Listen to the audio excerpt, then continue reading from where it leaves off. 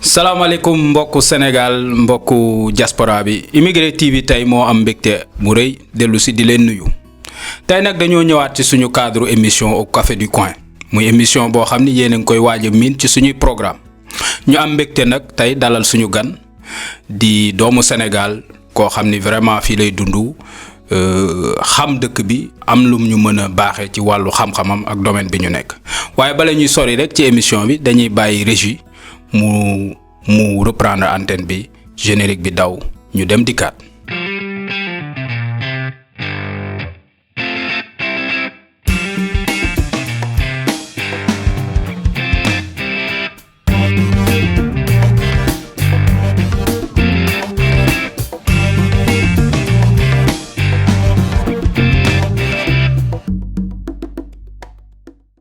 Immigré TV comme ni nga ko déggee tey dañu am gan sama gan di Abdou Diatta di doomu Sénégal di artiste bu mag bu nekk fii di intellectuel waaye dama koy bàyyi li wolof di wax loo xam Demba gën laa xam Demba Abdou kàddu gaa ngoog ñu nuyoog yow.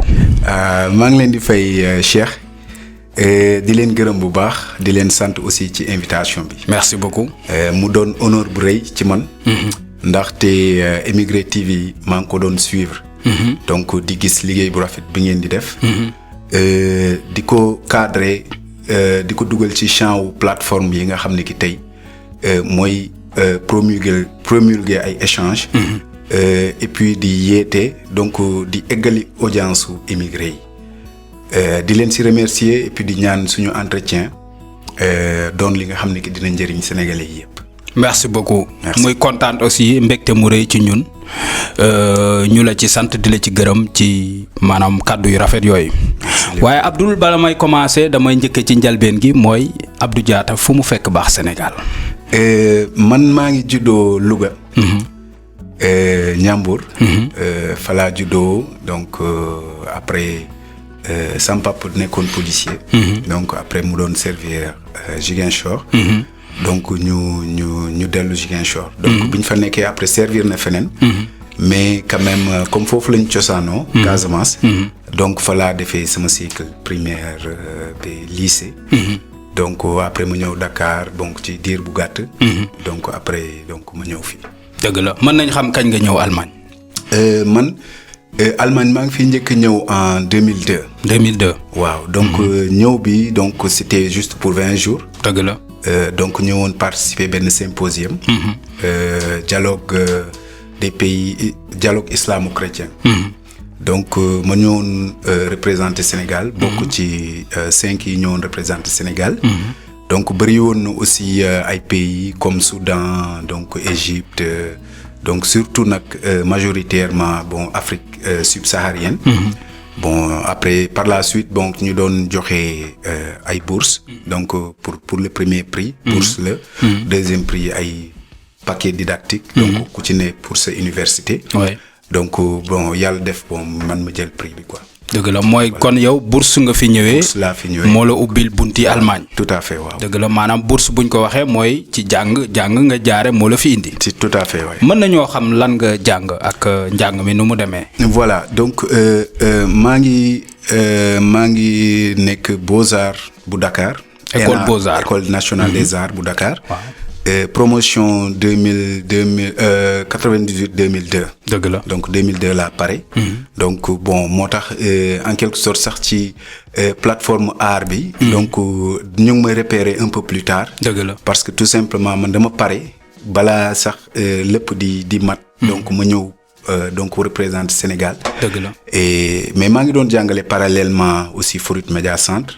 donc mooy première école cinéma bi amoon au Sénégal. dëgg la maa ngi fa nekkoon comme professeur de décor de scène ak couleur lumière. dëgg la bon donc art graphique laa jàng ak communication. ok donc moom laa jàngee école des arts génnee fa major aussi. dëgg la éventuellement ouais. dëgg la tout à fait. dëgg la bon bi ma ñëwee nag Allemagne maa ngi doon jàng peinture. ak animation culturelle. ok comme qualification supplémentaire. dëgg la. au cours des études nag donc même service DAD. donc doon sélectionné am benn commission bu tudd référat 212 African Excellence. Donc ñu doon sélectionné les meilleurs étudiants de l'université bon ñu nekk fii ci Afrique subsaharienne. Donc yàlla def ma bokk ci sélection bi. On était au nombre de 70. Donc ñu jëloon ci 10. Donc ñu retenir ma encore foofu pour jàng politique. Mais ci filière bonne gouvernance. Ah ok kon voilà. En plus des études d'art. da nga def étude politique. ba am ci diplôme tamit. voilà waaw dinañ ci sawar politique. ndax soxla nañ ku ñuy jàngatal politique gu Allemagne bu àdduna bi ak. inchallah pour politique ñu des ci actualité bi. noo jàngee débat duel bi démb Biden Trump. ci bu gàtt rek. nga jox ma loo xalaat. waaw man dama jàpp ni bon États-Unis donc ñoom modèle la ci monde bi. Quoi qu'on puisse dire. ñu nangu ko ñu bañ ko ñu bëgg ko ñu bañ ko modèle la. Donc modèle la d'abord ci lu bari. Boo xoolee ci immigration ñoom ñooy modèle bi. Parce que ñoom déjà ñu ngi commencé en 1776. avec les 13 colonies. mooy wone seen drapeau rouge blanc bi 13 ensuite les étoiles. dëgg la ci pays yu ñuy am. dëgg la ñu jënd ko comme par guerre ak yooyu yëpp. dëgg la donc mu doon dëkk bu nga xam ni pratiquement les puritains anglais ñoo ko créé. parce que ñoom aussi ay fugitifs la ñu woon. donc mu doon histoire bu nga xam ni donc après ça tout ça là avec les vagues d'esclavage ak yooyu noonu.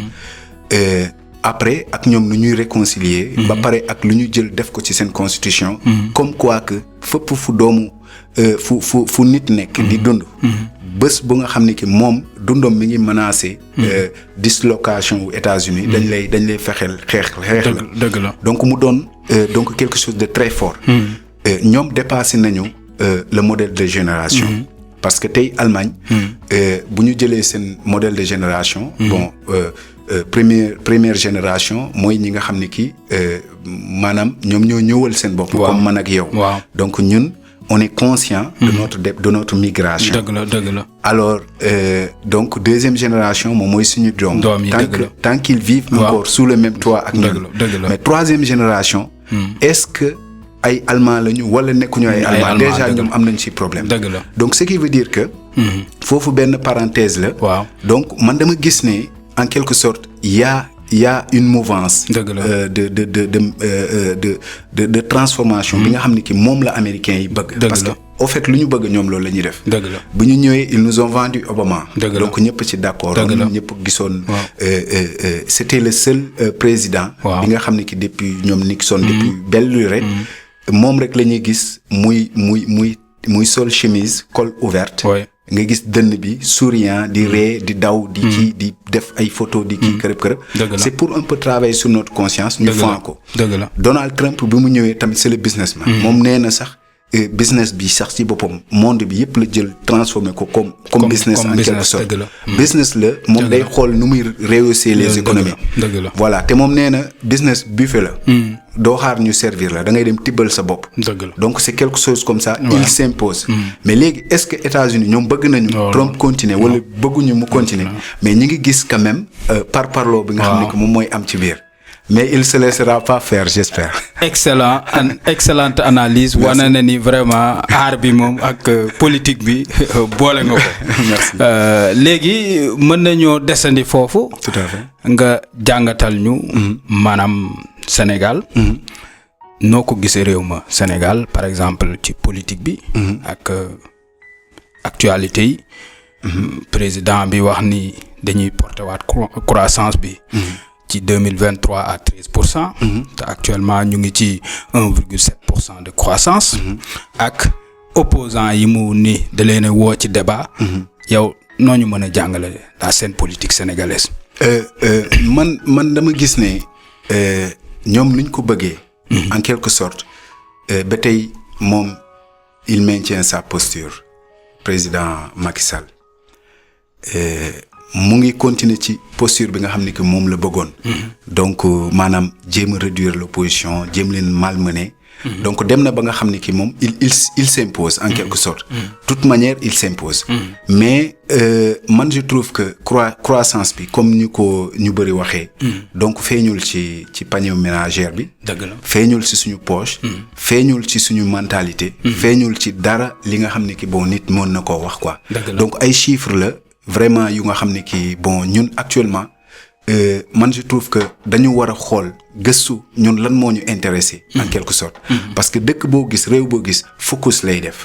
ci ñoom ban état d'esprit la ñu nekk. ñun am nañu benn évolution politique bi nga xam ne ki vraiment référence la par rapport au reste du monde. dëgg la buñ ko xoolee ba ci temps wu Senghor. naka la doon dawalee. bien vrai que bon du politique bi yëpp la ñuy jël quoi du lépp la ñuy jël ne bon lii baax na. mais en quelque sorte que ci volet éducation gisoon nañu quand même man bu ma ko xoolee sam pap mu nekk ki nga xam ni bon mën naa ne jàngoom amul ay master comme man ak yooyu noonu. mais quand même dëgg na français ba pare xam na Europe xam na ko bu baax quoi. xam na culture am moom tamit gën ma koo xam. dëgg la en quelque sorte donc parce que man je dis que président bi lay nirool quoi.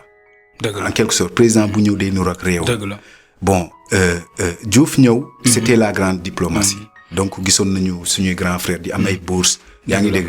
donc socialisme bi. malgré que voilà mën nañu référé wu ci courant bi.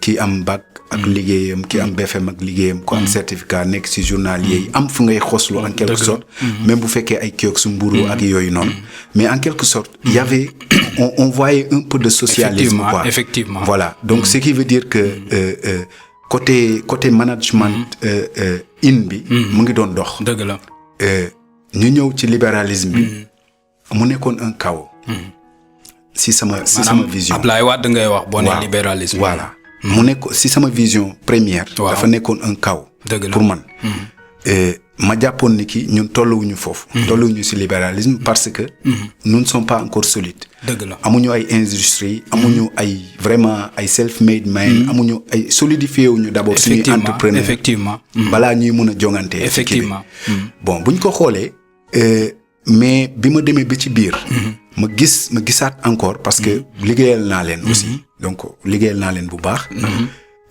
bi ma demee ba ci biir gis ni ki vraiment am na en tout cas benn tic art boobu ñuy wax ci politique dëgg la l'art de gérer la cité dëgg la gis naa l'artiste Wade bi nekk ci biir parce que tout simplement dafa xool suñu société parce que société da nga koy xam booy manager da ngay xam yow ki ngay manager kan la c'est vrai bon dafa xool gis ni ki ñun on est pauvre voilà malgré que le sous-sol am nañu ressources humaines yu baax am nañu ressources daal bu ñuy wax ressources rek muy naturel muy lépp on est bien muni vraiment yàlla fàttewuñu ci côté boobu mais mu xool suñu système de vie sociale xool yan influence socio-culturelle la ñu am maanaam ay arabisants la ñu en majorité yow tey Cheikh man su ma la leboon 1000 euros même fii ñu ne nii en Allemagne sax mais sa xel du mus a xalaat ay Zinsen ay bu mu lay fay la ay intérêt voilà sa xel du ko mus a xalaat pourquoi parce que nous avons hérité donc du système arabe voilà alors mais pas bi dëddu occidentaux yi dem di jëli xaalis bi ci arabe yi voilà te am na mun naa séparer ci volet finance bi ñaari pôle am na lu ñuy wooyee fondation am na lu ñuy wax banque donc banque souci am mooy ses intérêts mais fondation bi c'est pour le bien-être voilà donc day dem tibb ci ay fondation bu boobaa c'est pour notre bien-être si ay tali ay hôpitaux ak yooyu mais bu demee bu naroon bu jëlee ci leneen la c'est pour développer quelque chose voilà bon bu ñu ñëwee ci waa APR donc vraiment ils n'ont pas président Macky Sall voilà APR voilà donc il est toujours dans ce volet libéralisme socialisme doo comprendre ban courant la finalement c'est beaucoup plus désordonné qu'avant parce que d'abord est-ce que moom comprendre na stratégie boobu bu nga xam ne que laay président Wade moom la bëggoon def. parce que président Wade il a créé des millionnaires des milliardaires. mais c'était pour que ñooñu ñu ñëw investir ci biir ci réew mi. voilà il rendait jaloux aux occidentaux da leen dëddu. man sama analyse bopp la. waaw mooy luñ la mën a nangul. voilà tout à fait. mais actuellement donc on nous parle de chiffres on nous parle de kii mais dara changé wul quoi bien vrai que am na lu mu def mais du lu ñu gënal quoi parce que booy gouverner c'est prévoir d'abord mais aussi c'est voir les priorités de la population. foofu laay dese yow priorité yi. tout à fait. est-ce que priorité yi. boo ko gisee. ak inondation bi am. ñu am na terre boo xam ni. coûté na. d'après yenn chiffres yi ñu dégg. plus de 1000 milliards. yow ngay jàngat inondation yi gis ni ñi ci ne ay sénégalais lañ. doomu Sénégal. muy ñoo xam ne ba tey ni ñuy waxee nii tey jii. am na ñu dëkk ci ndox mi. ban regard nga ci am est-ce que loolu priorité la. wala du priorité. man je trouve que priorité la parce que man tey su ma naroon a sol casquette juriste. dama leen di condamner pour non assistance en personne en danger. dëgg la. parce que d'abord loolu rek doyoon na comme réponse. dëgg la. parce que quel que soit alpha bu fekkee ñooñu ñoo tooñ ak tooñuñu. ñoom ils ont été peut-être naïfs ñuy dem jënd yeneen kii ak yooyu. mais loolu y a des personnes derrière. y a toujours un coupable. chercher les coupables. sanctionner les coupables. dëgg la waaw kon daal dégg nañ ci sa wax. priorité la. état bi moo ko deful priorité. waaye analyse politique bi moom. neex na mën nañ cee fanaan gis nañ ni sa domaine la. waaye foog ñu xuus. ndax man tamit am na lu ma ñor ci yow. wax nga ko mooy art. wax nga beaux-arts. man am na ay dégg naa école boobu bi may nekk Sénégal. école beaux-arts nga génn fa ñëw jàng fii art. art boo koy jàngat. d'abord ci Allemagne. fii ba pare. après ñu dellu Sénégal. nooy jàngate art fii ci Allemagne. fii ci Allemagne. man je trouve que vraiment art bi mu ngi dox bu baax. mu ngi dox parce que d'abord institution yi. dañu forte. xam nañ ko. vraiment. et puis y a un engrenage bu nga xam ne ki amul benn roue bu manqué ci engrenage bi. dëgg la. voilà mooy maanaam daal jumtukaay yëpp nga ca. te art bi am na avenir fii. extraordinaire. ok am na avenir parce que aussi c'est vrai bu ma ko xoolee parce que foog ñu enjamber directement pour mun a def une étude comparative soo ko permettez. bien sûr tu es c'est vous l'expert. c'est vous l'invité ah. voilà merci beaucoup may nañ la ko. donc buñ ko xoolee. Sénégal. vraiment. Ils sont bien. donc baax nañu trop ci enseignement bi. donc ci know-how bi. ok la manière de faire. baax na trop. te c'est solide. mais li des mooy institution yi. donc mooy li may wax. dëgg la maillage boobu. bi nga xam ne ki dafa war a daw. dëgg la donc dafa mel ni donc les institutions amul engrenage quoi. dëgg la donc y a plusieurs capitaines. pourtant am nañ ministère am nañ ay direction bu ma juumul d'art wala culture. oui jàllul. oui direction yaa ngi fa pourtant y a de bons directeurs. am na ay directeurs yu baax. oui j'en connais quelques-uns yu nga xam ne man bokk nañ si ñu ma jàngal. samay professeurs la ñoom ils sont très très très bien très forts. bu ñu aayiloon kon man tey du ma dem fu ne. bien sûr waaw di fa nekk major même fii en Allemagne. ñu delloo leen jukkal aussi. voilà suñu professeurs yu baax yooyu vraiment passage. voilà waaw. voilà maa ngi leen delloo njukkal bu baax. mais man je trouve que quand même j'ai fait les grandes écoles nag wax dëgg yàlla. jàngee naa France jàngale naa Autriche. jàngale naa Athènes. donc def naa yu bari quoi. hormis l'Allemagne aussi bi nga xam ne ki jàngale naa aussi si ñaari université. dëgg la mais je trouve que am na lu des ci côté boobu côté maillage bi quoi dañu war a dugalante dañu war a liggéey. dëgg la parce que j'ai vu. am naa ay camarades de promotion j'ai des camarades de promotion ba tey. te xam naa ni ki li fa nekk ni ko wolof Njaay di waxee lu jiw ba jeexul jógu fa. dëgg la donc ce qui veut dire que ñooñu fa nekk noonu ñii di jàngee foofu comme les animateurs culturels ñu nga xam ne ñoom la ñuy yóbbu ci centre culturel yi.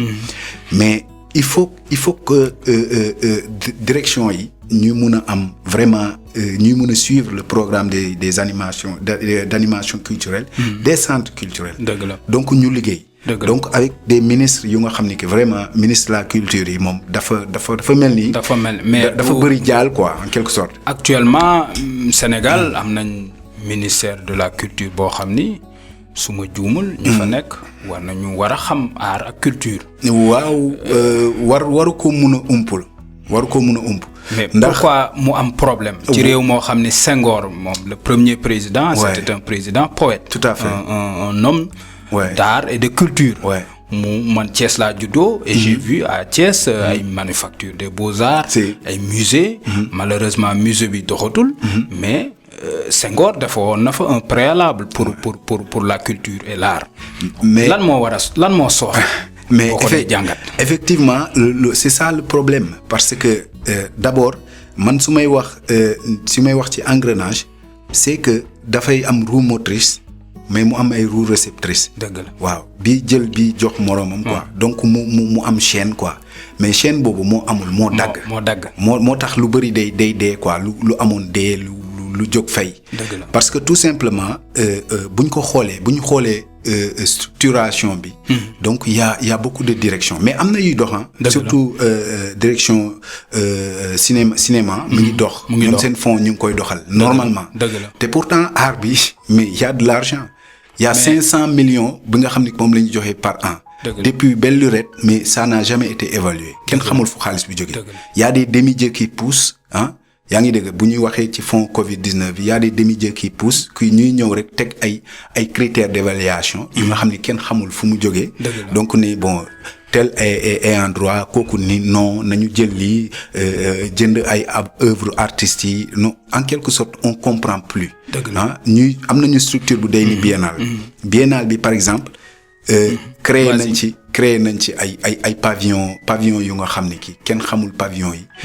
benn demi-dieu jóg fële donc dem choisir des artistes yu nga xam ne kii ils sont pas sélectionnés au niveau de la biennale. donc kenn xamul yan critères la ñuy utiliser quoi. donc ay critères yu nga xam ne kii ça ne répond même pas aux critères des arts. ñun dañu soxla aaru Sénégal dañu soxla vrai ministre de la culture. un vrai ministre de la culture. un vrai ministre de la culture da nga war a solide politiquement culturellement et puis ci côté finance da nga ci war a solide bu baax. da nga war a xam aussi art bi quoi. da nga war a xam maîtriser ko. ba pare nga polyvalent. il faut que mu am interdisciplinarité bi nga xam ne que moom mooy am ci ministère de la culture. parce que tout simplement muy art yi ak artisan yi mais. ce sont aussi des jeunes. Ministère de la culture dafa war a liggéey ak ministère de la jeunesse. dafa war a liggéey ak ministère du tourisme. donc loolu moo tax bu benn dee rek. yeneen yi yëpp dañuy dee quoi. on nous parle de promotion touristique.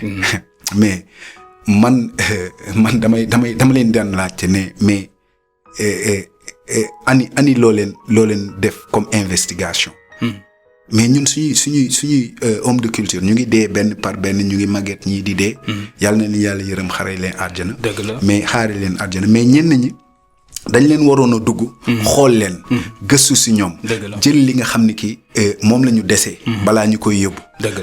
recenser loolu yëpp. créer benn banque de données. avant de créer la promotion. mais il y a des bureaux yu nga xam ni qui poussent comme des champignons mais wax dëgg yàlla njariñ bi nga xam ni ki moom la war a am. ba tey amu ko loolu moo tax day dee quoi parce que dama koy comparer nag ak fii. non mais noonu la c'est bon merci beaucoup jàngat bi yaatu na daf may tax ma desandi ci question boobu. parce que domaine bi daf ma neex. parce que dama mos a yër borom xam-xam. muy professeur Cheikh Anta Diop. ñu koy ñaanal yàlla mu xaare ko àjjana. dugal ko ci àjjana yi gën a kawe dolli ko yërmande fu mu tëdd. muy doomu Sénégal doomu Afrique bu amal njariñ Afrique. ci benn téereem yi alerte sous les tropiques. mu mus ci wax moom ni dafa gëm ni moom professeur Cheikh Anta développement ëllëgu Afrique ak gu Sénégal ci art ak culture lay jaar te li ngay wax ni day mel ni yow da ngaa jëm ca fa mu waxee da ngay dëggal waxi professeur Cheikh Anta Diop. dama koy dëggal parce que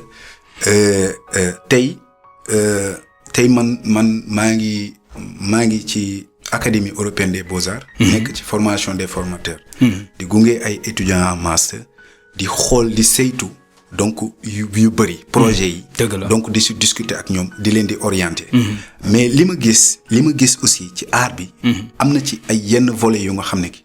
vraiment mais dafa développé ah. dafa développé. te développement bi on retrouve ce développement dans toutes les structures. dëgg la ci finance da nga ciy gis art. ci lépp da nga ciy gis art. ci lépp ci tout.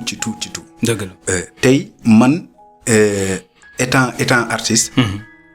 de formation de base. tey ñu bëri ils s'attendaient à ce que bon bu ñu ñëwee seet si un artiste comme Abdou ils vont voir un grand atelier. voir des sculptures des tableaux ak yooyu quoi. non bu ñu ñëwee bureau lañ fi fekk. dëgg la bureau cultural conversation. conversation culturelle. dëgg la mais loolu aussi ci saytu la jógee. parce que man j'étais encore dans cette logique de archaïque de l'artiste doit peindre doit être dans l'atelier. Mais après mon master bon j'ai fait en somme 10 ans de beaux-arts. 4 ans au Sénégal. 6 ans en Allemagne. dëgg la bi ma paree sama master nag ma ne bon maintenant je vais chercher du travail. ma ñëw toog ci benn portal benn internet bi toog di xool ne damay ut liggéey léegi quoi. pour man li ma doon def sax c'était pas du travail. Ouais. Et voilà donc ma ñëw dugal sama tour ak yëpp mais ma ñëw ba si sama profil j'ai eu des problèmes. Pourquoi? Parce que man j'ai illustré des livres d'enfants avec la bibliothèque lecture développement bu Sicap Mbao. ba tey ñu ngi produire ay livres d'enfants d'ailleurs jot naa ay manuscrits yu ma war a illustrer. merci félicitations pour ça aussi. merci beaucoup de passage. merci donc j'ai fait pas mal de choses. exposition ak yooyu. mais je voulais pas prendre l'un et laisser l'autre. oui bien sûr. léegi je savais pas en un mot. qui suis-je. dëgg la ça a été un problème. j'ai fait des coachings comme on est en Europe. boo amee loola jaaxal da ngay dem. ñu saytul gisaaneel la en quelque sorte quoi. justement oui. ne la bon jaaral fi. bon ki ma mujjee. benn coach la. bi nga xam ne day coacher ay entreprise. bi ma ñëwee mu ne ma yow boo ñëwee dañuy naan café. ma ñëw mais mu envoyé ça fii ne ko defaral ñu café. bon ma ne mais kii il doit me prendre au sérieux là. dëgg la café yi nii ak yooyu quoi. bon moo tax ñu dalal la. voilà waaye mais jërëjëf mais c'est un bon café ah. moo ma inspiré quoi. avec plaisir. voilà alors léegi mu ne ma. léegi yow lan mooy sa problème ma expliquer ko mu ne ma d'accord léegi nañ def liste ñu def liste li may def yëpp. bon mu ne ma léegi man je prends une feuille ma bind. man sama réponse avant que je pose la question. sa réponse bu nekkee la même chose avec ma question. sache que j'ai compris. dëgg la voilà. voilà mu bind sa réponse mu dëpp ko. ba pare mu ne ma léegi jëlal sa feuille. léegi nag dama bëgg nga numérer tellement par priorité. numéro 1 mooy bii vraiment dama koy def. numéro 10 mooy bii moom dama koy bàyyi. dëgg la non ma ne ko non man j'ai fait tout. mu ne ma d'accord deuxième question. léegi su ma la nee nga def nga génneel ma benn bu nga xam ne bii mën nga ko bàyyi. ma ne ko man je fais tout ou rien. troisième question. mu ne ma léegi. wax ma benn bu nga xam ne ci moom boo ko deful rek. yow pour yow kiiwuloo ma ne ko man je fais tout. mu tourner sa feuille. fekk tout la fa bind. dëgg la. affaire bu garaaw. dëgg la ma ne voilà nag maa ngi doog a daje kii nga xam ne moo mën a dimbale. ma ne ko léegi mais man qu'est-ce que je dois faire mu ne ma su ma la dimbalee rek doo problème bi day ñëwaat. dëgg la ma dem dellu tëju toog di xalaat di comparer sama bopp man étant artiste léegi archaïque. bien sûr avec l'autre. et j'ai vu que l'art est partout. parce que tey je me suis comparé avec le pâtissier. pâtissier bu nga xam ni day ñëw jaay séeréer bi croissant bu dëng bi nii. sama jaam yooyu. dëgg la suñu jaam yi. voilà suñu jaam yi voilà. voilà da leen di jaay croissant bi nga xam ne forme linéaire la. déjà le fait de transformer de former.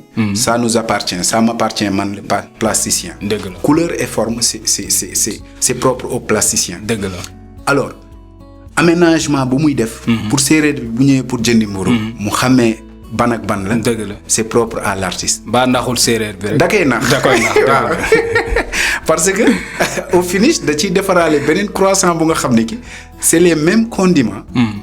mais day changer forme bi. dëgg la ma ne tiens le pâtissier m'intéresse. léegi le pâtissier moom mi nga xam ne lépp la jël ci artiste plasticien bi. mais man étant artiste plasticien qu'est-ce que je dois apprendre de lui. waaw muy lu am solo. waaw muy que moom son produit est consommable par le Sérère. waaw par jour. plusieurs fois. et plusieurs produits en même temps. dëgg la ba pare moom dañ koy fay soit mensuellement wala par kilo de pain bu mu defar. wala par. effectivement par heure. effectivement waaw ma ne non man léegi nag le fait que nu may def ba man ñu fay ma la même chose. ma xool ma gis ni ki il faut rendre mes produits aussi consommables. dëgg la par une personne plusieurs fois et par jour. très bien voilà donc ma ne non léegi nag nan laay defee transformation boobu léegi ma dugg tëju ut sama bureau tableau yëpp yi si desoon yëpp ma waaye bazar de ko. dëgg la waaw ut sama bureau génn beneen Abdou daal. beneen Abdou. dëgg la waaw teg ko ba pare di bind li ma bind. moo ëpp fuuf li nga xam ne que moom laay def. dëgg la voilà woo nag ay copains ñëw ñu def synthèse bi. xool ndax est-ce que bon li ñu bind mën nañ leen ko habiller. donc pour mun leen teg ci marché bi. dëgg la donc ce qui revient à dire que.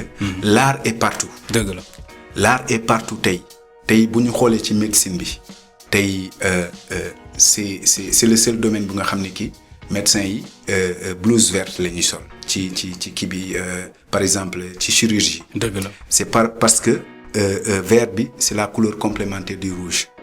médecin bi laal dañuy doguma la dañ fay dugg parce que lu ma neex la te xam naa ni jàmbaar nga ci. jërëjëf damay descendi rek ci li nga Abdou bu bees bi. voilà parce que am na Abdou bu archaïque bi. voilà li nga xam ni voilà. ak Abdou bi nga xam ni dafa jóg pour nax séeréer yi ci mburu bi. Abdou boobu moo ma ñor léegi. ok Abdou boobu for naa ñu ni ma. nga wax sànq ci say wax.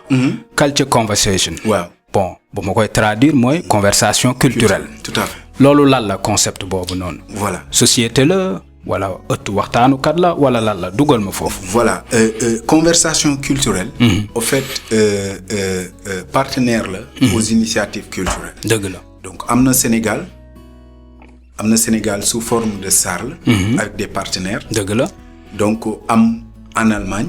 sous forme de SUARL. dëgg la mooy entreprise individuelle. voilà donc ñun lu ñuy liggéey en quelque sorte mooy que dañuy liggéey ak ay freelance. dëgg la donc am nañ ci sax 13. donc ci volet yu bari. dëgg la mooy volet yooyu nga xam ne mu duggee. donc ci laa bind. dëgg la dem na sax ba ci ay médecins ay professionnels en finance ay littéraires. dëgg la ak yooyu yëpp quoi. su ma jëloon benn volet bu mel ni médecine. waaw nan ngeen di liggéey ak ay médecins. voilà ak médecins yi par exemple ñoom seen domaine ñoom xam nañu domaine bi naka la mais ñun dañuy dem defi recherche ci côté par exemple les maladies tropicales. dëgg la donc en Afrique. donc ñu def recherche yëpp yan ñoo ci nekk. et puis ñu contacter ay personnages yu nekk ay ñi nga xam ne ki dañuy liggéey ak centre Malango. donc ak ñenn ñu nga xam ne ki ci village yi la ñu nekk ci pharmacopée bi. donc ñu jéem a méngale xool donc ñun en Afrique comment naka la ñuy traiter ces maladies. donc bu ñu jëlee ci volet cuisine bi par exemple. cuisinière bi. donc du ñëw rek teg togg. dëgg la voilà non mais day ànd ak par exemple ñu muy liggéeyal. day ànd ak ñoom dem nduggi. dëgg la donc bu demee même les condiments les légumes ak yooyu yëpp. comme ñi xamuñu ko ñu koy jaay. donc ñoom dañ siy jàpp bu dee ay xale lañu. wala ay mag dañ koy jàpp xool li xeeñ ko laal ko xam lan ak lan la. donc ñu photo dessiner ko. donc vraiment ñu dellusiwaat ci art bi. dessiner ko et puis moom mu présenter PowerPoint bi. nan lañ koy toggee léegi ku ci nekk nga créer sa livre de recette. bi nga xam ni ak ay photo dessiné ak yooyu. tout quoi avant ñuy dugg nag ci togg bi. dëgg la waaw donc. kon daal maanaam mooy da ngay jël domaine yi nekk fii. voilà lëkkale leen ak suñuy domaine. tout à fait wane ne daal culture yi mën nañu créer dialogue. ak ay liens civilisationnels. tout à fait mooy lu am solo. sànq wax nga lu ma neex. foo dugg maanaam wax ñu couleur. man def naa dessin ñu jàngal ma étude des couleurs. tout à fait bien que fàtte naa nag samay leçon. couleurs yi. boo ñu ko doon jàngatal. am na rouge jaune yi yëpp nii. loo ñu mën a wax ci couleurs yi par exemple. dafa am solo parce que comme ni ma ko waxee donc couleur bu matee. bu fekkee mat na complémentaire. bu dee vraiment c'est complet c'est bien harmonisé. dafa baax ci wërgu yaram. dëgg la boo ko xoolee sax boo demee ci préscolaire. dañuy am seen i couleur classe. dëgg la nga dem ci jeunes yi dañuy am seen couleur classe dem feneen ñu am seen i couleur. dëgg la donc exemple bi gën a concret bi ma lay jox mooy fi ma doon waxee ci médecine bi. vas-y. voilà donc vert ak rouge ay couleurs complémentaires lañu donc tant que médecin bi mu ngi xool mu ngi opérer. donc même yow bu fekkee da nga ñëw assister rek dañ lay solal en vert aussi. bu doyul ñu jël benn bande wala benn sër bu pagne bu vert. ñu wërale ko nii. parce que tant que mu ngi koy gis du gaaw a sonn. donc looloo tax tamit loolu lañu ñoom ñëpp am blouse verte. dëgg la seetlu nañ ko. voilà ñu transposer loolu encore boo xoolee ci stade yi football pelouse bi. waaw. bon léegi du synthétique la. waaw donc bu fekkee pour ñu mën a gis ballon bu weex bi la. donc dañ koy def mu ñor. dëgg la c'est possible. donc mais ñu bàyyi ko vert parce que là c'est le sang qui coule aussi. sport bu ñuy def. dëgg la bon puisque vert kese la. donc c'est pas encore complet. il faut du rouge. moo tax parcours sportif bi ñu def ko encore en rouge. pour mu am complémentarité. dëgg la voilà donc c'est vice versa quoi parce que bu ñu xoolee am na cercle chromatique. dëgg la bu nga xam ni kii voilà quoi donc les couleurs sont deux à deux complémentaires. dëgg la voilà donc bu ñu jëlee cyan jaune. muy xam-xam bu rëy macha allah yow xam naa ni dinañ la amaat fii ci plateau bi ndax loolu il faut ñu gën ko yaatal defe naa ni suñu ñi ñuy seetaan dinañ ci kontaan waaye Abdou day tax ñu avancer aussi parce que affaire yi moom xam nga nu mu demee dama bëgg nag ñu waxtaan ci diaspora parce que diaspora nga bokk ñun ci la ñu bokk diaspora Allemagne fi la ñuy njëkkee d'une manière générale nga jàngatal ñu diaspora gis nañ ñu dynamique lañ ñu yóndee xaalis bu bari Sénégal lañ ñu am taxawaay lañ waaye dañu gis tamit ni diaspora am na fu muy sooxee boo doon jàngat diaspora noo ma koy jàngatale man je dis que ñoom ñooy les parents pauvres de la société sénégalaise parce que lu ñu yennu dafa diis diaspora bi donc mais fayuñu leen seen àq quoi. dëgg la voilà seen àq seen yelleef. bëri na lu ñuy dégg rey nañu ba kenn seen à l'étranger. bëri na lu ñuy dégg ay conflits yu nga xam ne que ñu ngi koy am. ak yeneen i réew. dëgg la di masawu surtout les femmes nos sœurs. nos mamans yi nga xam ne kii. effectivement surtout les pays arabes. dëgg la donc en tout cas dafa métti. dëgg la dafa métti yombul. c'est vrai yombul. donte aussi ñun lu ñu fiy dund. dafa ambivalent. dëgg la tey da ngay nekk fii mais sa xel mi ngi ci dëkk ba mi ngi Sénégal. am si ñu nga xam ne sax bon ñaari vie yi la ñuy jéem a dund. mais ba tey duñ si am lu leen neex. c'est vrai voilà donc soit c'est l'un soit c'est l'autre. moo tax man dama daan mës a am conflit sax avec le terme diaspora. dëgg la parce que man j'aurais préféré émigrer. dëgg la. comme télé bi. waaw comme télé bi dëgg la comme Immigré TV. ah jaajëf kon kontaan nañ ci. voilà man moom laa gënoon sopp moo tax ma leen di remercier lu tax jëlu leen rek Diaspora TV mais ngeen tuddee Immigré TV. waaw parce que man moom laa gën a d'accord pour remarque boobu. voilà parce que diaspora man su ma ko déggee déjà dafay nekk ku nga xam ne kii dafa dem dëkk des. dëgg la waaw quoi qu'on puisse dire. mooy ki nga xam ne dafa dem dëkk des. dëgg la mais ñun tant que ñu ngi fii ñu ngi gën a am yaakaar ni peut-être li ñu fi wut si buñ ko amee dinañu dellu. dëgg la donc lu am sax. voilà donc kenn du la wax jox date ne la man damay ñibbi gannaaw suba. dëgg la voilà donc yàlla nañu yàlla may li ñu fi indi. donc ñu mën a rejoindre. amiin amiin mais di wax ne suñuy autorité war nañu bàyyi xel diaspora bi bu baax. dëgg la bàyyi xel bi mooy maanaam ñu protéger leen. protéger leen bu baax. ñun on connaît quoi xam nañu lu bari. dëgg la voilà donc du question parce que ñoom ay autorité lañu. ñoo ñu gën a xam non c'est pas possible. dëgg la mënul nekk. dëgg la parce que tant que ñoom il copie l'Occident rek. ñun ñoo fi ne ñu ñoo gën a xam. effectivement voilà ku koy dund ak ki nga xam ne da koy dégg. ñu koy dicté. bokkul c'est pas la même chose. voilà mission diplomatique bi gën a rëy. mooy ambassadeur. dëgg la te ambassadeurs yi ñun d'accord nañu que ni ci seen mission. dafa am fu mu yem. mais ñoom dañ dul waxtaan ak population bi. mooy waral conflit yuy am. dëgg la mooy waxtaan ak ñun. tout à fait. dëgg la waxtaan ak ñun. bañ ñu jëlee comme ay ennemis toujours ay opposants. donc di ñu déglu. dëgg la di ñu déglu et puis ñuy ñaan ñoom. ñu yokkal leen seen portefeuille. dëgg la parce que c'est vrai que ñoom relation diplomatique yi la ñuy gën a gérer. te boo moytuwul tam fa lay yem. dëgg la parce que ay prérogatives la yu nga xam ne suñ la ko yokkalul. mënoo ko waaw mais loolu il faut que ñoom ñu koy wax. mais duñ ko wax. dafa mel ni gondi bi moo gën a rëy. dëgg la alors que mais man je trouve que sax ñoom sax ci seen bopp ñoom la ñu war a yóbbu sax ci ay cours d'intégration. dëgg la ci dëkk bu ñu nekk. dëgg la ñu dem jàngi ñu xam dëkk bi. xam société bi lan la. c'est pas mal c'est une très bonne idée je trouve. non buñ ma déggee nañ ko def. nañu ñu xam culture bi xam mentalité bi c'est intéressant. tout à fait ça serait pas mal du tout. voilà parce que man quand même j'ai échangé avec pas mal d'ambassadeurs yu fi jaar. mais kenn laa xam ni vraiment. macha allah. dëgg yàlla quoi. dëgg la kooku c'est un grand. muy jàngat bu am solo. waaw wan nañu lu bari. waaye wala da nga ci bëgg a yokkaat. bëgg naa ci yokk tuuti vas-y en toute liberté. waaw Guèye Momar Guèye mi fi jaaroon. donc c'est quelqu'un qui est excellent d'abord l'accueil déjà. biñ ñu defalaloon. déjà man ci laa d'accord ni kii c'est quelqu'un ki nga xam ne vraiment nit mën na communiquer ak moom mais man je le dis ici. J'ai été accueilli comme ça à l'ambassade à la porte par l'ambassadeur taxaw nii ne ma nii mais qu'est-ce que tu fais ici. kan ngay xool noonu la ma accueillir. dëgg la mais je le comprends parce que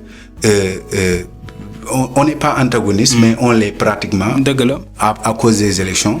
dama leen fast track yu grave parce que dañoo xam ne maa ngi fi dinañ dugg ci waaw ñu ubbi chapitre boobu sax yaa ngi def politique. waaw mën nañ xam foo féete ci politique gi.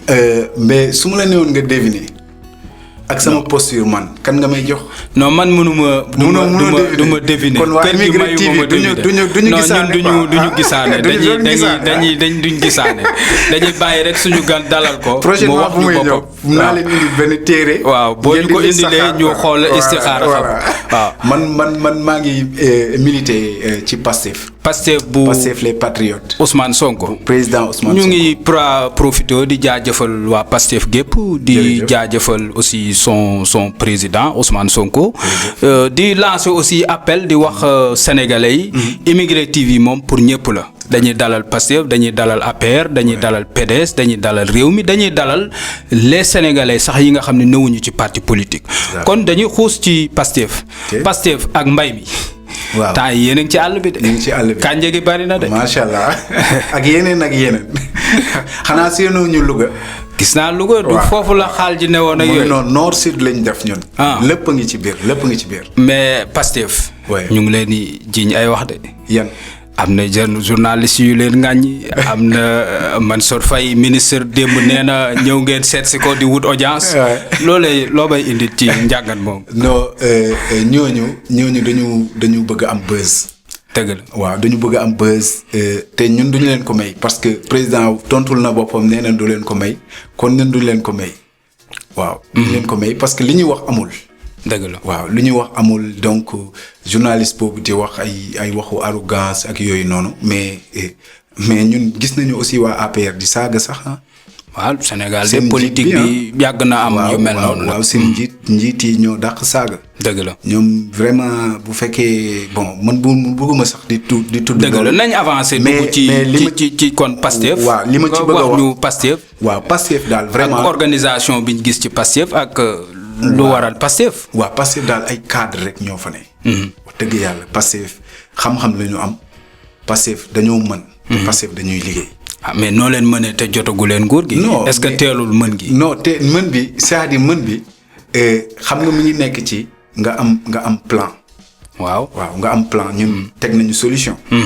yaa ngi dégg. donc solution moom wax dëgg yàlla buñ ko tegee sax après ñeneen ñi dañ dem uti ku leen bindal tamit ñu ñëw teg. te beneen mi ngi ñëw xam naa ñoom tam dinañ góorgóorluwaat indiwaat beneen. kon daal yéen da ngeen a jàpp ni daal yéen ñeneen ñi ci yéen la ñuy roy. ay leader lañ. ay leader lañ. baax na ay leader lañ de. waaw te yàkkamti nañ ñu defaral élection yi ñun ñu ñëw xuus jàll. dëgg la waaw parce que réew mi soxla na ko. vraiment am nañu ay stratégie yu baax. te ci mbéy mi nga duggoon noonu. man dama jàpp ne mooy li may wax rek ci antagonisme bi nga xam ne que ñoom ñu ngi koy imposer nit ñi. ñun taluñu leen quoi ñun population bi la ñu tal ñun liggéey la ñu gëm. dëgg la actuellement ñun dañuy concrétiser on est à l'ère du concret. dëgg la def ne gars yi def leen ñëpp jóg ñu def. dëgg la depuis ci don de sang yi ah. depuis ci yenn yi. parce que ñu ngi ko doon def sax ci ay projet bokk naa. d'ailleurs ñu ngi waajal beneen. donc di lancer appel à patriotes yi yëpp. ku ci ne na daas sa porte-monnaie. dëgg la vas-y le plateau est pour toi pour ça aussi. voilà na ku ne daas porte-monnaie am. vraiment Pastef soxla na xaalis actuellement. bokk na ci li demande yi nga xam ne ki moom la Pastef di wéyee. donc contribution. idée. Ouais. Contribution esprit. Donc ak waxtaan xamale. dëgg la donc di relayer les informations du président Sonko. waaw ñu ngi leen di souhaiter aussi bonne chance ci côté boobu. parce que voilà yaakaar ngeen ci nekk aussi doomu réew mi sañ a laaj aussi léegi nag ñu ngi xool lu réew mi di wax.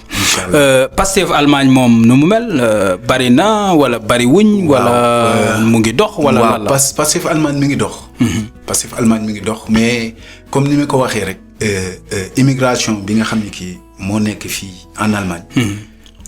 dafa doon. dafa bëri dafa mix. mais mix bi en majorité donc intellectuel. donc suñu forme politique neneen la. dëgg la waaw. suñu forme politique doo dëgg bu baax. dëgg la moo tax bi ma dajeek ñoom ci élection yi su ma defee nii sax ñu tiit. dëgg la waaw waa APR seen force yi yëpp. dañ ko indi Düsseldorf mais beneen yoon sax du ma dem te maay gagné. dëgg la waaw dëgg la. voilà. dañuy avancer parce que laaj yi ñu dese bariwul waaye te temps baa ngi ñuy waaj a dab. si. fi ma lay dugal génn nañ ci politique bi. j'espère que message bi dinañ ko comprendre. et puis ñu jaajëfalaat waa Pastef ak son leader aussi. Abdoul boo ma doon jàngal. ñu ndaw ñi xale yu ndaw yi. ak aar. ñu gis ni Sénégal. souvent day am talent. yu bees. yu fël ay xale yu ndaw yu am talent. mais malheureusement. dafa mel ni duñ ci sori. moo xam ci wàllu bind écriture. moo xam ci wàllu culture. moo xam ci wàllu woy. mais daal dafa mel ni talent yi moom. amul lu koy topp. yow boo doon jàngat xale yi ak art ak culture. loo ma ci mën a indil. man mooy li ma doon introduire. di wax ne ministre de la culture bi. dafa war a transcender ay disciplines. dëgg la. donc moo tax war na di jokkoo sax ak ministre de la jeunesse parce que ñu fa nekk yëpp ay jeunes lañu. dëgg la waaw donc loolu dafay tax sax mu wàcc bi ci école yi. donc pour mën a relever loolu. dëgg la waaw parce que tout simplement art day jaay. donc bokk na ci industrie. yu nga xam ne ki Sénégal mën na ko yéegal. dëgg la ñu faire revivre Sotiba. yaa ngi dëgg. dëgg la donc dundalaat encore. effectivement voilà créer ay plateformes ay ateliers de production. dëgg la surtout dëgg la donc créer ay liggéeyal nit ñi quoi. donc di woo sax ñi nga xam ne que art bi moo leen jox. dëgg la ñu delloo art bi njukkal. dëgg la ñu mel ni ay Youssou Ndour. waaw ñu koy nuyu aussi grand Youssou Ndour de passage suñu icône la suñu fierté la. voilà na teg benn conservatoire sax quoi. dëgg la man dinaa ko ci remercier à vie. dëgg la benn conservatoire rek. dëgg la bu nga xam ne kii day jàngale musique. dëgg la parce que on a beaucoup à donner. dëgg la moom mën na ko moom d'autant plus que xam na luy conservatoire. musicien la renommé mondial. tout à fait et puis ça serait aussi son honneur. mu jàppale ñu ci côté boobu. grand bi kon ñun man maay profito. ci antenne bi ak Abdou. ak waa Émigré TV yëpp di la lancer message bi. tout à fait conservatoire la diggan. voilà. jàppale ñu ci. voilà vas-y kon continuer. voilà donc di wax ni bu ñu defoon loolu. dina doon baax. donc ba pare ñuy relayer donc les centres culturels régionaux. dëgg la donc vraiment parce que man des fois je me demande yenn direction yi ils travaillent pour qui. dëgg la waaw bu fekkee loolu amul ils travaillent pour qui. dëgg la donc centre culturel bu nga xam ni kii ñoom du ñu yëg programme am lan la. du ñu xam programme am lan la donc vraiment comme ni ma koy waxee nag plusieurs roues motrices. quoi donc amul kii bon ay énergie yu yàqu la quoi. ba pare ñuy évaluer. FOPICA fonds yi yëpp yu nga xam ne que dañ koy génnee di ko joxe. dëgg la voilà ñu koy évaluer. dëgg la waaw delloo si waat le cours d'histoire africain. donc cinéma bi parce que cinéma bi ci côté boobu ça marche bien on félicite aussi. dëgg la côté cinéma bi. donc mais yeneen secteurs yi yeneen direction yi donc ñu yokk ci. donte quand même direction des arts par exemple ñoom ak. direction wu Sorano. donc ak même yenn quelques directions yu nga xam ne vraiment ñu ngi wuyu à l'appel des artistes. dëgg la ay artistes ñu ngi leen di woo ñoom ñu ngi wuyu. dëgg la muy lu am solo aussi mais bëgg naa di leen ñaan ñu yokk quoi. ñu yokk bu baax. ba pare def ouverture. muy lu am solo dax tax ma desandi ci li nga wax sànq jëmee ko ci cinéma. su ma déggee da nga ni cinéma moom mu ngi dox. booy gis. maanaam xawma cinéma sa milieu la yow yaa ma ko gën a xam. film yii ñuy def. téléfilm yii ñuy tourner au Sénégal. muy am ay mbetteel wala yeneen yi du ma lim. parce que bugguma lim juum. waaye am na ñu leen di critiquer. di wax comme par exemple bu ci gën a siiw ñu xam ko ci maîtresse bu ma juumul d'un homme marié. bari na ñu mel ni ñi ci ay ñoo xam diine da leen a ñor. ñoo xam ne am nañ daal ay polémique. yow booy jàngat loolu. loolu cinéma la. wala lan la noo ko mën a tuddee. non bokkul ak cinéma boobu may wax. dëgg la mais direction cinématographique may wax bon dañuy jàngale vraiment ay techniciens du cinéma. donc ñu nga xam ne vraiment dañuy bind. vraiment cinéma bi mooy bi ngay wax mooy ñoom Djibril Diop Mambéty genre yooyu. mais boobu Abdoul boobu daa mel ne amatul. non mais ñu ngi koy suqaliwaat quoi. ñu ngi ciy liggéey. ñu ngi ciy liggéey. waaw parce que ñoom seen fonds yi au moins nit ñi ñu ngi gis résultats yi. ñu ngi produire ay film ñoom ñu ngi produire ay film ñu ngi compétir. bu ci mel nan man gisuma seen i film. mais am na benn bu nga xam ne kii sama maam lañ moom la kii ma ngi ci damay ñaan sax ñu jàppale ko. kan ci Moussa Sène Absa. mu ngi tourné ci Kouito Diatta c'était une reine qui avait les mêmes missions que Aline Sitoé de l'autre côté. kooku sama côté papa la. dëgg la sama papa. dëgg la donc ce sera un grand honneur pour man. dëgg la de voir ça. muy lu am solo parce que Moussa Sène. doyen Moussa Sène la ñuy wax sax. ndaanaan la ñu delloo ko hommage delloo ko njukkal profité ci antenne bi ñaanal ko yàlla mu guddal fanam. Émigré TV mu ngi ko koy ñaanal parce que kooku sargal na Sénégal sigil na Sénégal. ñu ngi koy muy honneur bu rafet. waaye damay descendi ci téléfilm yi. xanaa am nga ci jàngat. waaw téléfilm yi man je trouve que c'est aussi un essai. parce que c'est un essai et puis c'est un produit aussi. dëgg la. et puis foofu mënuñu ci wax man mënuma ci def benn sanction bu négative. dëgg la parce que tout simplement. c'est des gens qui se sont investis. qui ont fait quelque chose. c'est une œuvre d'art. dëgg la donc une œuvre d'art ne peut quel que soit alpha être mauvaise. très bien. voilà très donc bien dañ koy repeindre. là c'est l'artiste qui parle. voilà dañ koy repeindre peut-être ñu joxe ay sanctions. dañ ko woo ne ko gaañ sa waay lii. bon ñun gisewuñu ko nii ça doit être comme ça. une critique ouverte. voilà une critique ouverte bien sûr. mais man je trouve que vraiment dañ leen war a encourager. dëgg la donc nit ki même bu fekkee dafa dëng sax. doo ñëw rek sanctionner directement. dëgg la mais da ngay ñëw d'abord encourager ko. ci li muy def ci l'initiative portée. parce que ak nu munti demee am na ñu siy dund daal. dëgg la voilà d'autant plus que sax réalité sociétale rek la ñuy jéem a mettre en œuvre. voilà loolu la rek. tout à fait. ok tout à fait. waaw non réponse boobu kontaan naa ci. merci beaucoup. day tax nag Abdoul ñu ngi ci jeexitalu émission bi. jërëjëf. li wolof di wax rek lu neex du doy. dama lay bàyyi nga tàggatoo. lancer waale say appel.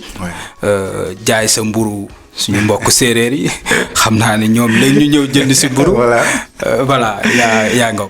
voilà man maa ngi leen di remercier. ci invitation bi encore une fois. mais bu amee appel bi may lancer aussi mooy aux patriotes. donc que ñu préparer wu en conséquence. par rapport ak stratégie yu nga xam ne que ñu ngi koy gis. ñu ngi koy développer. donc ñu ngi koy lancer. donc na si ñëpp bàyyi xel. dëgg la. di wax ne maa ngi dégg au sud aussi benn mouvance bu nga xam ne kii ñu ngi xeex pour que Auchan bañ a am foofu. à Ziguinchor. ma leen di encourager bu baax. di leen wax ne bu ñu fàttee ne Auchan du jàlloo tollooguñu fu ay Auchan ay grande surface di ñëw Auchan du jàlloo bi nga xam ne da ngay ñëw ne ko sama bàjjen nee na nga lebal ko litre diwlin dëgg la ba mu ñëw mu jox la Auchan du def loolu dëgg la waaw ñun ñu ngi sénégalais mu ngi nekk ci 5e classe de pauvreté beneen yoon bu mu ñëwatee dañ dugg ci côté volet finance ñu expliquer loolu mais 5e classe bi pour ci gàttal mooy ki nga xam ne balaa mooy am lekk na li mu am ba pare dëgg la maanaam kër yu bëri dañuy am ay carnet ci boutique yi di leb rek mais ñun ak Auchan duñ ko mës a sëq mukk nañu jàpp ci jàllo bi ñu am ñu fexe ñooñu bañ a ñëw dëgg la waaw ndax sama bàjjen nee na crédibilité boobu moom mooy carte Visa Mastercard te ñun amuñu ko dëgg la donc kon nañu téye nañu def ndànk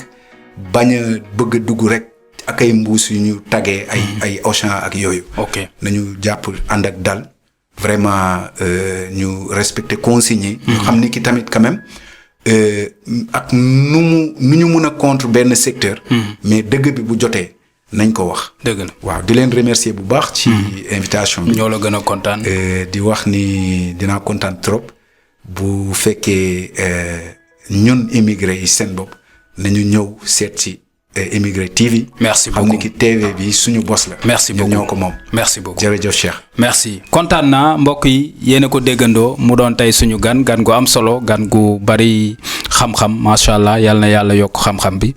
dugal ñu ci domaine yu bari expliquer ñu lu bari dugg nañ nag wax nañu fu mu far waa Pastef la.